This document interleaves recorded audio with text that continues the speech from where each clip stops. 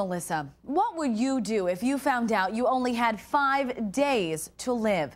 It would probably change your outlook on life immediately. Tonight, we share with you a story of survival after a man was diagnosed with a fatal form of leukemia. Now, 5 years later, he's lived to tell the story about his miracle of medicine. Up until that moment, things were great.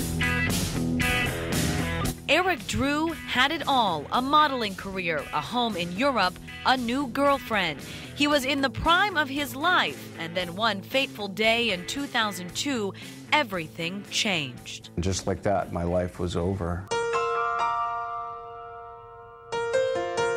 Eric was diagnosed with stage 4 acute lymphoblastic leukemia, or ALL.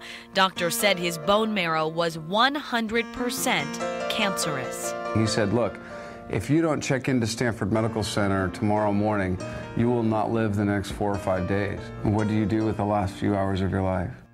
But Eric was one of the lucky ones. After several weeks in the hospital, he went into remission. But no amount of radiation or chemo could cure him.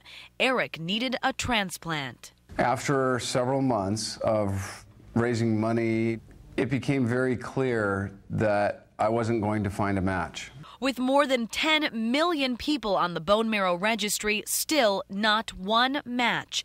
Doctors said there was nothing else they could do. I felt victimized. How can they not have a cure for me? How can they just send me home without going over any options with me or anything else? Wasn't good enough for me. So Eric began to research, and he came across an experimental transplant using stem cells from umbilical cord blood. Cord blood banking, I think, over the last couple of years has really come into being mainly because of the many indications that it has in terms of the different diseases it has a capability of treating. Dr. Suzanne Welsh at UW educates her patients about the option of cord blood banking, which is done right after delivery. It is blood that is otherwise really discarded at the time of birth. There's no pain involved to the baby or the mother. It's a very simple system for us to do as providers. Dr. Welsh also banked the cells of both her sons because of a family history of leukemias. It became a little bit of a security blanket for me and my family. That, and I have 15 nieces and nephews that potentially could also use the cord blood. Current research shows as many as 40 diseases are now treatable with cord blood. Most of them are leukemias, anemias, and immune and metabolic disorders. The National Institutes of Health have over 200 clinical studies currently being funded for using umbilical cord blood to treat diseases, so the future is very bright for the cord blood utilization to help patients. There are 2 banking options: public and private. The public system is free, but you relinquish all rights to your donation. The private system costs anywhere from $1,600 to $2,000 initially, with an annual storage fee of about $100. But the donation is yours to use as you wish. That's one reason Dr. Norman Faust, bioethics program director at UW, criticizes private banking. Poor people can't afford this. People of even moderate means to spend several $1,000s on something that you'll almost certainly never use is just something that most families can't consider. Dr. Faust also criticizes what he calls misleading marketing statements made by the commercial companies. The suggestions are made, well, even if you don't have, if your son or daughter doesn't get one of these diseases while they're still a child, 10, 20, 30, 40 years from now, they may have a disease that it can be useful for.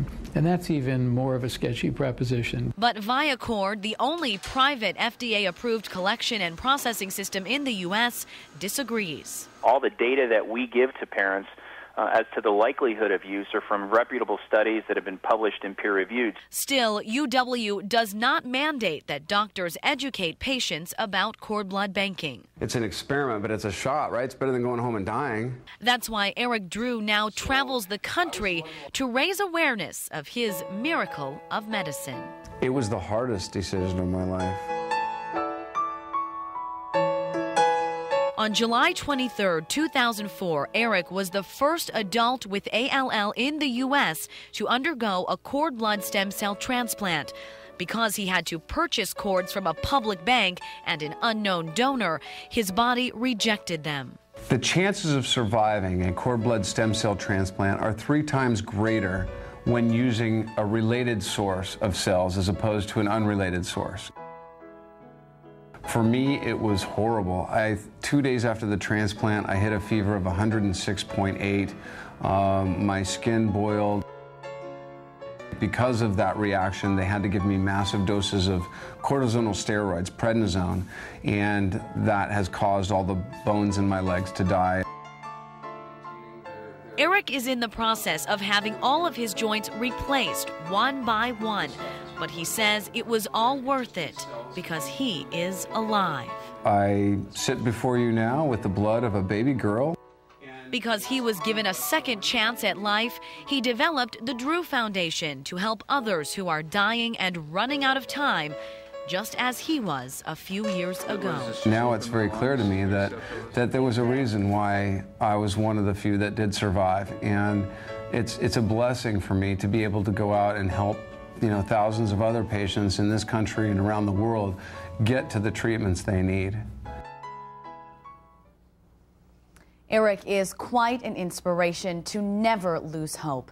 But the medical world continues to debate the ethics surrounding commercial cord blood banking. For more information or for links to differing opinions, including a statement from the American Academy of Pediatrics which discourages private banking, log on to our web channel, NBC15.com.